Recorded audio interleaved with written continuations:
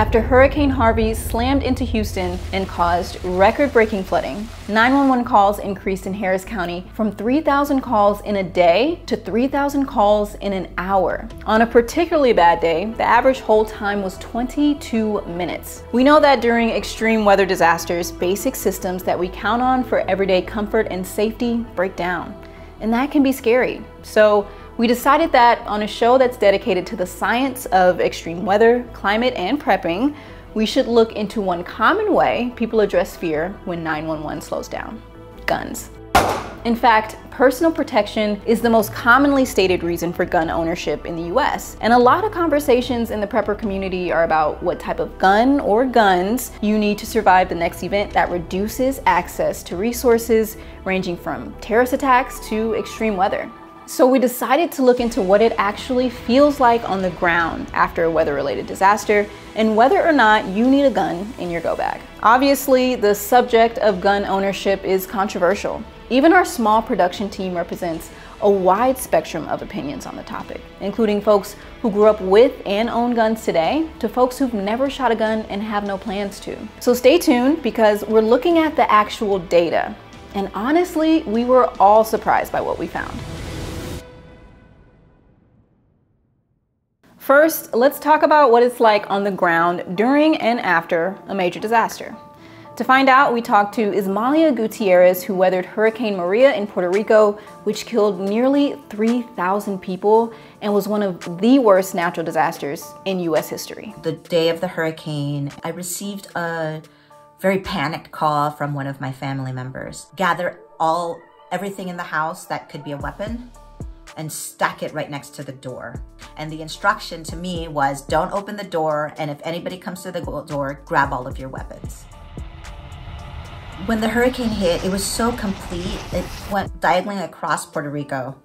So it covered the entire island. Every kind of resource outage you can imagine was complete.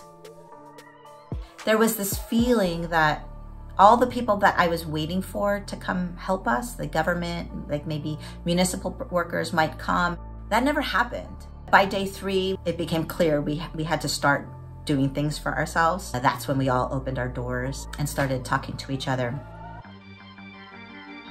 We quickly organized and realized, okay, some of our neighbors were gonna go to the bakery. Does anybody need bread? And another one was gonna stand in line at the grocery store.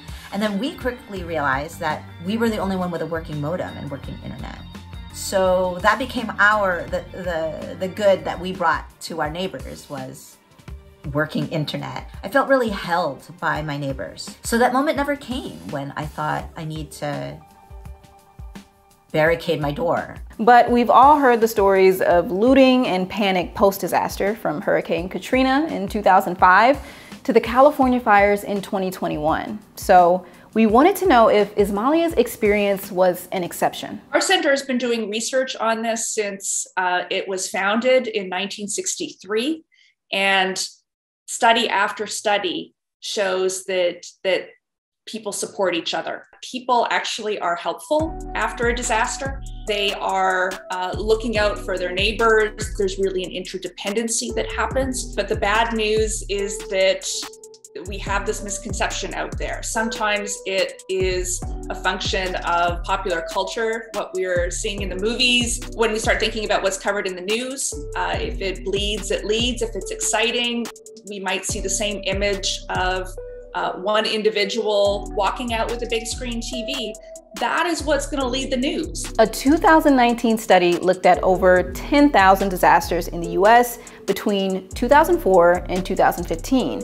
And the findings showed that crime rate is actually negatively associated with natural disasters in affected areas, and that looting following natural disasters is uncommon, and reports of its spread are exaggerated by the media. But what we don't see is people just behaving in a way that is helpful. That doesn't mean that crime doesn't exist in disasters. In an area that might have a normally high crime rate, those rates might still be a little bit higher compared to communities that have a low crime rate, but crime is going to go down. What we also see is activities that are misinterpreted as being looting, that are actually people who are trying to survive, that are looking for essential goods to to satisfy basic needs, to bring to their family members, because they've been out of food for 4 days.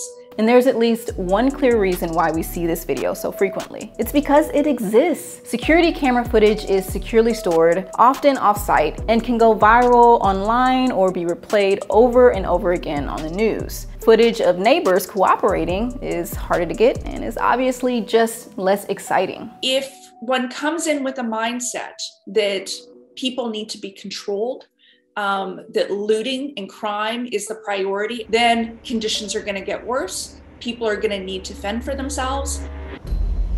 But what about an even longer term outage of services? Do desperate people turn to violence when resources are scarce? Well, the tsunami that hit Indonesia in 2004 was one of the worst disasters in modern history. Nearly 250,000 people died, and infrastructure took years to rebuild. Even in this worst case scenario, again, crime rates decreased. But we know that two types of violence do go up after a disaster. We'll talk about what they are in a moment and if having a gun might help. Normally, we would just ask experts for the statistics on guns and disasters, but the 1996 Dickey Amendment restricted what the CDC could fund. They stopped funding all gun research. For 25 years, I would go to injury conferences, I would go to gun conferences, and people from CDC would refuse to say the word guns or firearms. When the CDC stopped funding gun research, David was able to continue under his own fundraising. The research available is limited, and we couldn't find any work specifically on guns and disasters, so we're gonna look into what we do know about gun violence in general. And we'd love to hear how our viewers interpret this as we grapple with these questions ourselves. Oh, and in 2021, the CDC started awarding grants to study gun violence for the first time in decades. So we may know more in the future. Okay, in the US, we have nearly 120 guns per 100 people. That's more than 3 times any other developed country in the world. So let's compare that to the rate of gun murders. But overall, our firearm homicide rate was about 25 times higher. He told us that guns don't cause violence and that Americans aren't necessarily more violent than people in any other country. But the big thing that guns do is they make any violence lethal. It's very hard to kill someone without a gun. It's very easy to kill someone if you have a gun. In any situation you introduce more guns, there's going to be more death. Okay, but what we want to know is if having a gun will protect you in a situation where 911 can't be counted on. David conducted a study that helps us understand exactly that using US government data. Right, so we were looking at the National Crime Victimization Survey, which is the preeminent survey by the National Institute of Justice. So in contact crime, less than 1% of the time in the United States, even though we have all these guns, only 1% of the time was the victim able to use a gun, or did the victim use a gun. And mostly nobody gets injured. But about 4% of the time, if you use a gun, you get injured. And if you do sort of anything else, about 4% of the time you get injured. But even better, it looks like there are a couple of things which are much better. One which is just running away, and the other is yelling and calling the police. So there's nothing sort of that jumps out in the data that makes it look like that guns are any better in terms of preventing injury. But just having a gun comes with its own risk. What we know is from studies is that having a gun in the home really increases the risk that someone in the home will die of suicide, something like 3-fold. In states where more households have guns, there are more gun suicides. We know that it increases the likelihood that someone in the home will die from family violence. More specifically, women are almost 3 times as likely to be homicide victims when firearms are accessible. But let's get back to extreme weather and disasters. They're disrupting, frustrating, exhausting, and downright uncomfortable.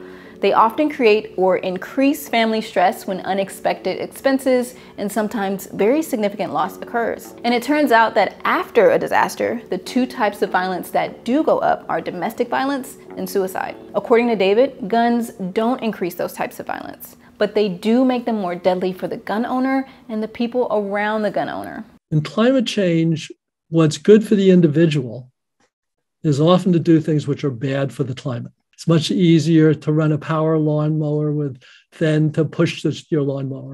That's not the same thing for guns. The science indicates that it's safer for the household and for society if there aren't guns around.